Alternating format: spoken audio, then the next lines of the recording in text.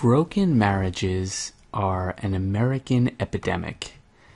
There are many factors to this dynamic, but fewer couples are finding viable solutions for staying together. With the divorce rate climbing, marriage can certainly seem dismal to couples facing major problems. And broken marriages are the result of many things that can happen in the relationship. And there's a great truth in the saying that the smallest cracks can create giant fractures. So if you're watching this video and you're beyond these small cracks and you're facing these giant fractures, there's still great hope for your marriage. Listen, while there's still a lot of work involved in repairing a broken marriage, there's also great reward once it is repaired. And there's a lot of cases where infidelity destroys a marriage, and this is one of the most devastating human experiences to face. However, it doesn't have to mean the end of your marriage. When an affair happens, there are big decisions to be made. Firstly, is forgiveness even possible? Has the infidelity happened more than once? Is it likely to happen again? Can trust ever be restored? A lot of counselors recommend actually a separation during the healing process with regular counseling sessions and communication between the both of you. And affairs are rarely a surface issue. Once the root of the issue is uncovered, then it can be examined for repair.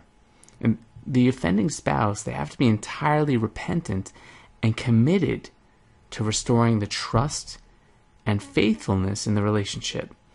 And the other spouse has to be willing to forgive and work towards restoring trust in the marriage. Listen, it's a long journey to recovery, but it's well worth it once the true healing really begins. It's important to note that not all affairs are sexual in nature. Actually, emotional affairs are just as destructive. Infidelity in the marriage, it can mean stepping outside the marriage for the fulfillment of needs that your spouse is supposed to be fulfilling. And this type of infidelity, it needs healing really just as much as a sexual affair does. And dishonesty, much like infidelity, it's another form of betrayal. And whether the lies are small or big, by omission or commission, they're hurtful and damaging to the relationship. And dishonesty breeds distrust, which can lead to divorce.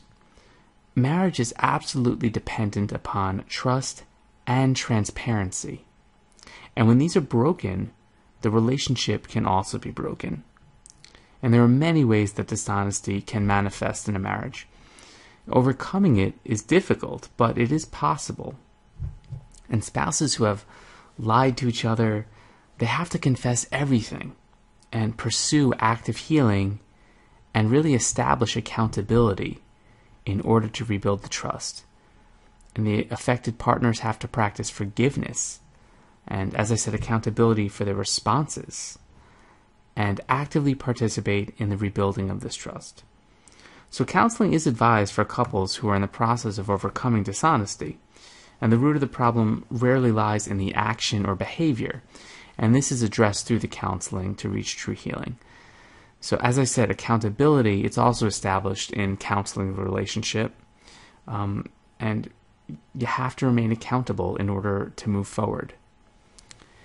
So a big part of this is facing fight patterns. Some marriages break slowly over time rather than with, one cathartic event like an affair. Patterns of arguing, hostility, or just snapping at one another with disrespectful comments can lead many couples to divorce. And these patterns, they replace loving and open communication with anger and resentment. So to break this cycle, couples need to stop focusing on being right and start focusing on active listening. Long-established patterns, they are difficult to break, but it can be done. And fresh perspective and new insight are extremely helpful in overcoming these kinds of difficulties. So here are some steps you can take if you find yourself stuck in this repeating pattern. The first one is plan a retreat together. A change of scenery is usually a very helpful thing when attempting to break a pattern. Now, it's not a panacea or a cure-all, but a retreat can often trigger that change. Different surroundings can help encourage different communication patterns. And secondly, you should really get into counseling and try to just dismiss any stigmas that you may have about marriage counseling. Counseling is the richest resource available in learning to replace old patterns with new healthy ones. And it's also a practical way to make daily investments, emotional investments, into your marriage. I recommend reading books and articles about marriage restoration. And I know this may sound kind of simplistic, but it's just a good way to continuously surround yourself with positive information and encouragement to help you in your efforts of actively restoring your marriage. And most importantly, when you constantly are immersing yourself in this information, it makes you realize that you're not alone. And this is a very common thing that many couples go through, and that there is actually a light at the end of the tunnel. And if you're ready to take the first step towards repairing your broken marriage, I provide a free video on my site, and you're going to get lots of valuable tips on how to restore your relationship, and there are many other advanced techniques that you can learn to help you and your partner recover these broken parts of your marriage and really renew your relationship. You know, marriage is designed to last forever, and the site can really help provide you with the tools to make it last. So visit right now at mindyourmarriage.com for that free video, and I'll see you there. Take care. Bye-bye.